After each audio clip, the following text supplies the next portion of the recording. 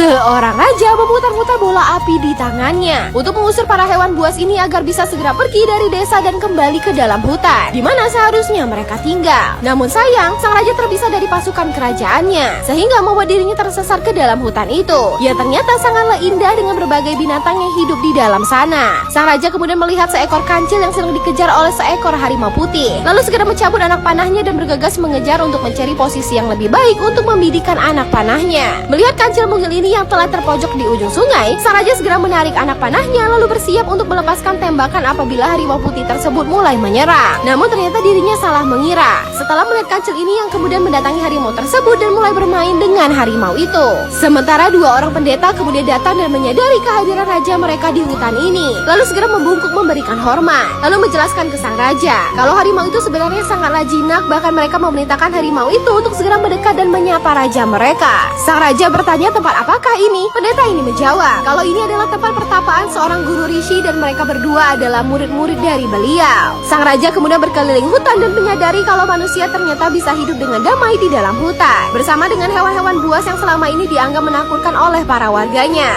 Namun tak lama kemudian, sang raja mendengar suara dua orang perempuan yang berteriak memanggil nama salah seorang teman mereka. Dan karena rasa penasarannya, sang raja mencoba membuntuti mereka berdua yang terus saja mencari sahabatnya. Bahkan melihat mereka yang bertanya ke seekor kancil, lalu diantarkan oleh kancil itu ke suatu tempat, membuat sang raja pun ikut berlari dan tak mau kehilangan jejak mereka. Kedua perempuan ini kembali bertanya ke seekor burung merak, di manakah sahabat mereka itu berada, lalu kembali diantarkan oleh para binatang ini untuk menuju ke tempat di mana sahabat mereka ini sedang berada. Sang raja terus saja membuntuti mereka hingga akhirnya sampai di suatu tempat di mana tampaklah seorang gadis yang sedang dikerubuti oleh ribuan kupu-kupu yang warna-warni, sehingga membuat rasa penasaran sang raja semakin menjadi-jadi.